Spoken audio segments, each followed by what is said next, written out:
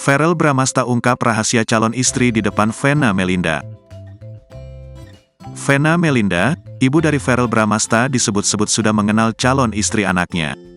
Belakangan, Verrell Bramasta mengaku sudah memiliki pasangan. "Iya, insya Allah sudah ada," kata Verrell Bramasta ditemui di kawasan Sentul, Jawa Barat belum lama ini. Mantan kekasih Natasha Wilona ini mengungkapkan keseriusannya dengan sang pasangan. Bahkan, ia sudah berniat menikahinya. "Bismillah ya, kan di umur segini harus serius, bukan kayak dulu lagi. Memang ini juga maksudnya bismillah lah, masih ikhtiar berusaha, cuma belum tahulah," ujar Verrell. Lebih lanjut, Verrell mengungkapkan ibunya, Venna Melinda, sudah mengetahui calon istrinya.